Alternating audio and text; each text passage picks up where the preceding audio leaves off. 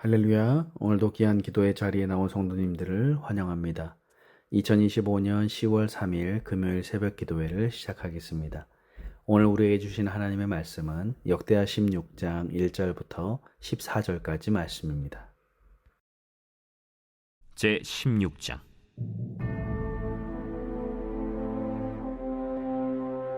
아사왕 제 36년에 이스라엘 왕 바아사가 유다를 치러 올라와서 라마를 건축하여 사람을 유다 왕 아사에게 왕래하지 못하게 하려 한지라. 아사가 여호와의 전 곳간과 왕궁 곳간에 은금을 내어다가 다메섹에 사는 아람 왕 벤하닷에게 보내며 이르되, 내 아버지와 당신의 아버지 사이와 같이 나와 당신 사이에 약조하자. 내가 당신에게 은금을 보내노니 와서 이스라엘 왕 바사와 세운 약조를 깨뜨려 그가 나를 떠나게 하라. 벤하닷이 아사 왕의 말을 듣고 그의 군대 지휘관들을 보내어 이스라엘 성읍들을 치되 이온과 단과 아벨마임과 납달리의 모든 국고성들을 쳤더니 바사가 듣고 라마 건축하는 일을 포기하고 그 공사를 그친지라. 아사 왕이 온 유다 무리를 거느리고 바사가 라마를 건축하던 돌과 제목을 운반하여다가 게바와 미스바를 건축하였더라. 그때 선견자 하나니가 유다 왕 아사에게 나와서 그에게 이르되, 왕이 아람 왕을 의지하고 왕의 하나님 여호와를 의지하지 아니하였으므로 아람 왕의 군대가 왕의 손에서 벗어났나이다. 구스 사람과 룹 사람의 군대가 크지 아니하며 말과 병거가 심히 많지 아니하도이까. 그러나 왕이 여호와를 의지하였으므로 여호와께서 왕의 손에 넘기셨나이다. 여호와의 눈은 온 땅을 두루 감찰하사 전심으로 자기에게 향하는 자들을 위하여 능력을 베푸시나니 이 일은 왕이 망령되이 행하였은즉 이후부터는 왕에게 전쟁이 있으리이다. 아사가 노하여 선견자를 옥에 가두었으니 이는 그의 말에 크게 노하였음이며 그때 아사가 또 백성 중에서 몇 사람을 학대하였더라. 아사의 처음부터 끝까지의 행적은 유다와 이스라엘 열왕기에 기록되니라. 아사가 왕이 된 지 39년에 그의 발이 병들어 매우 위독했으나 병이 있을 때에 그가 여호와께 구하지 아니하고 의원들에게 구하였더라.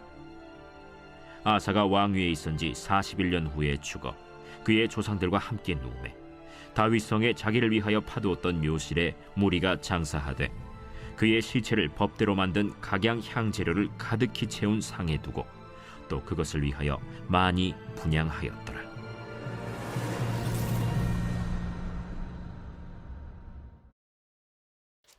아사 왕은 하나님을 간절히 찾고 의지하는 의로운 왕이었습니다. 그런데 그의 말기에 아사 왕은 잘못된 길로 나아가게 됩니다. 오늘 본문은 바로 그 사실을 말해주고 있습니다. 먼저 1절에서 6절까지 아사 왕이 아람과 동맹을 맺는 내용입니다.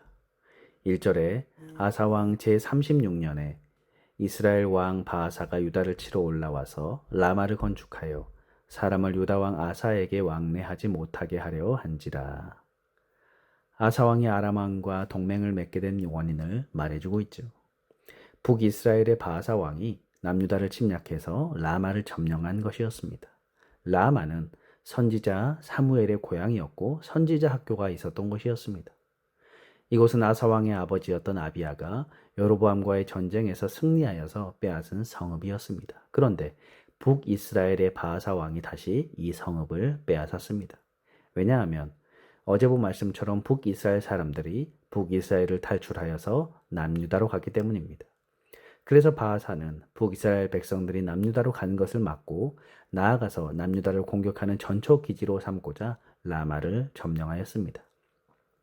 그래서 아사 왕은 북이스라엘의 위협에 대한 대책을 세우게 되죠. 그런데 그의 행동은 지금까지 그가 보여줬던 것과는 달랐습니다.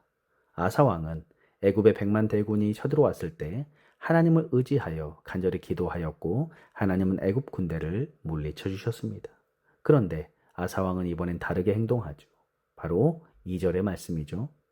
아사가 여호와의 전 곳간과 왕궁 곳간에 은금을 내어다가 다메섹에 사는 아람 왕 벤하닷에게 보내며 이르되 라고 말하죠. 이번엔 북방의 아람을 의지합니다. 아람은 북이스라엘 북쪽에 위치한 나라로서 그 영토가 티그리스 강과 유브라테스 강 유역까지 이르는 큰 나라였습니다. 아사 왕은 아람 왕 벤하닥에게 하나님께 드렸던 금과 은을 전부 보냈습니다. 이렇게 한 이유가 무엇입니까? 3절 내 아버지와 당신의 아버지 사이에와 같이 나와 당신 사이에 약조하자. 내가 당신에게 은금을 보내노니 와서 이스라엘 왕 바하사와 세운 약조를 깨뜨려 그가 나를 떠나게 하라 하매. 남유다는 아비야 왕 때 아람과 상호 동맹을 맺었었는데 북이스라엘도 아람과 동맹을 맺었습니다. 그래서 아사 왕은 아람과의 동맹을 굳건히 하고 북이스라엘과 맺은 조약을 깨뜨려 달라라고 하였습니다. 그래서 라마를 점령한 북이스라엘의 군대가 물러나게 해달라는 것이었죠. 아람 왕 베나닷은 이 제안을 좋게 여겼습니다. 왜냐하면 그는 호시탐탐 이스라엘 땅을 노리고 있었기 때문입니다. 그래서 4절에 보면 아람 왕 베나닷은 군대를 보내서 북이스라엘 성읍들을 치게 되죠. 아람 군대 침공으로 북이스라엘 바하사 왕은 라마를 포기하고 북이스라엘 수도 디르사를 방어하기 위해 돌아갈 수밖에 없었습니다. 이에 남유다의 아사 왕은 라마를 재탈환하고 바하사 왕이 라마를 요새화하고자 갖다 놓았던 재료를 가지고 북이스라엘과의 경계에 있는 게바와 미스바를 요새화하기에 이릅니다. 이것은 아사 왕의 외교적인 승리라고 할 수가 있죠. 그의 뛰어난 정치력이 발휘되었다라고 할 수 있습니다. 그런데 이 일은 하나님 앞에 잘못된 일이었습니다. 이에 하나님은 선지자인 하나니를 보내어서 아사 왕을 책망하죠. 7절에 그때 선견자 하나니가 유다 왕 아사에게 나와서 그에게 이르되 왕이 아람 왕을 의지하고 왕의 하나님 여호와를 의지하지 아니하였으므로 아람 왕의 군대가 왕의 손에서 벗어났나이다. 선지자와 선견자는 같은 말이기는 하나 선지자는 예언자라는 말로써 하나님의 말씀을 선포하는 측면을 강조하고 있는데 반면 선견자는 보는 자로서 하나님의 이상을 보는 면이 강조된 명칭입니다. 선견자인 하나니는 아사 왕을 책망하는데 놀라운 말씀을 선포합니다. 아람 왕의 군대가 왕의 손에서 벗어났다라는 말입니다. 무슨 말입니까? 아사 왕이 하나님 앞에 바로 행하였더라면 북이스라엘의 바하사 왕을 무찌르는 것은 물론이거니와 아람까지 정복하게 하셨을 것이다 라는 말입니다. 그러면서 선견자 하나니는 이전에 애굽의 100만 대군을 하나님을 의지하여 무찔렀던 사실을 상기하면서 아사왕을 책망하죠. 이제 아사왕이 하나님을 의지하지 않고 사람을 의지하였기 때문에 이후에는 전쟁이 계속 있을 것이다 라고 경고하고 있습니다. 이 선견자인 하나니를 예언을 들은 아사왕은 어떻게 합니까? 10절에 보니까 아사왕은 선견자 하나니를 감옥에 가두게 되죠. 그리고 백성 중에 몇 사람을 학대합니다. 이들은 아마도 선견자 하나니의 의견에 동조하는 사람들이었을 것입니다. 이처럼 아사왕의 돌변한 태도는 우리에게 매우 큰 당혹감을 안겨주죠. 도무지 그의 태도가 이해되지 않았습니다. 하나님을 온전히 의지하여서 35년간 하나님의 은혜 아래 평안을 누려왔던 아사왕이 어떻게 이럴 수가 있는가라고 하는 의문점이 드는 것입니다. 그런데 이것이 바로 사람입니다. 이것이 바로 우리 인간의 연약함이자 한계입니다. 그리고 아사왕의 잘못은 계속되어집니다. 12절에 아사가 왕이 된 지 39년에 그의 발이 병들어 매우 위독했으나 병이 있을 때 그가 여호와께 구하지 아니하고 의원들에게 구하였더라. 아사왕의 죽음을 보도하는 내용이죠. 그는 왕이 된 지 39년째 병이 들어서 위독하게 됩니다. 그런데 본문에 보면 그는 병이 들어 매우 위독하게 되었지만 하나님께 구하지 않고 의원들에게 구하였음을 말해줍니다. 여러분, 병이 나면 의원을 찾고 병원에 가는 것이 당연한 일이지요. 그렇지만 하나님을 의지하고 하나님께 구하는 것이 우선입니다. 이것은 곧 기도를 먼저 하고 병원을 가야 한다라는 것이 아닙니다. 중요한 것은 하나님을 의지하지 않고 인간의 방법에만 의존해서는 안 된다는 것입니다. 그런데 아사왕은 하나님께 구하지 않고 의원들에게만 의지하였습니다. 결국 아사왕은 왕이 된 지 41년째 되는 해에 죽음을 맞게 됩니다. 오늘 말씀은 참으로 그 결론이 씁쓸하죠. 남유다의 선왕으로서 하나님을 찾고 의지하며 하나님 앞에 성과 정의를 행하였던 아사왕의 말년이 참으로 비참합니다. 솔로몬도 그랬고 로브암도 그랬고 아비야도 그랬습니다. 그런데 선왕이다라고 하는 아사 또한 마찬가지입니다. 우리는 아사 왕을 보면서 하나님 앞에 부르심을 받은 그날까지 끝까지 믿음을 지키며 사는 것이 얼마나 복된 삶인지를 다시 한번 깨닫게 됩니다. 처음도 좋아야 하겠지만 끝이 더욱 좋아야 합니다. 처음에는 부족할 수 있지만 마지막만큼은 아름다워야 합니다. 창세기의 야곱은 어떻습니까? 얼마나 그가 인간적인 모습으로 살아왔습니까? 참으로 연약하고 비열한 인간의 전형을 야곱은 보여주었죠. 그러나 이 야곱의 말년은 새 사람으로 변화된 놀라운 모습을 보여주었죠. 바로 우리의 삶과 믿음이 이와 같아야 된다라는 것입니다. 끝까지 믿음으로 살고 하나님을 의지하며 살아야 합니다. 점점 더욱더 온전한 믿음의 삶을 소망하며 살아가야 하는 것입니다. 오늘 아사왕은 왜 이렇게 말년에 잘못된 길로 나아갔습니까? 아마도 35년간의 태평성대로 인해서 그의 마음이 해이해진 것으로 보입니다. 오랜 평화가 그의 마음을 하나님으로부터 멀어지게 한 것입니다. 그러므로 우리는 평안할 때, 형통할 때, 잘 될 때 더욱 하나님을 찾아야 합니다.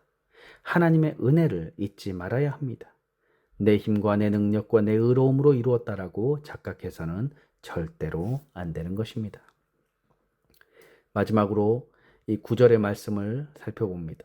여호와의 눈은 온 땅을 두루 감찰하사 전심으로 자기에게 행하는 자들을 위하여 능력을 베푸시나니 이 일은 왕이 명령되이 행하였은즉 이후부터는 왕에게 전쟁이 있으리이다 하매.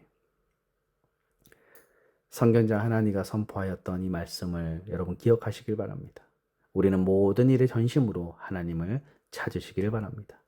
일평생 하나님만을 의지하시길 바랍니다. 그래서 하나님이 주시는 능력과 평안을 붙들고 끝까지 우리의 삶의 표대 대신 예수 그리스도를 향해서 달려가는 복된 믿음의 삶을 살아가시는 저와 여러분들 되시기를 주님의 이름으로 축복합니다.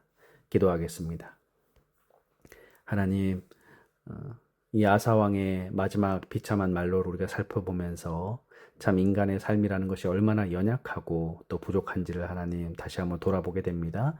저희들 또한 평안할 때, 형통할 때, 잘 될 때 더욱더 주님을 찾게 하시고 하나님의 은혜를 잊지 않고 끝까지 예수님을 쫓아 따라가는 저희의 복된 삶이 될 수 있도록 인도하여 주옵소서.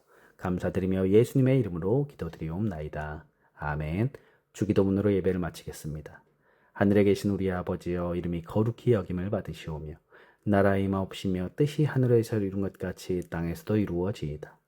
오늘날 우리에게 일용할 양식을 주옵시고 우리가 우리에게 죄 지은 자를 사하여 준 것 같이 우리 죄를 사하여 주옵시고 우리를 시험에 들게 마옵시고 다만 악에서 구하옵소서.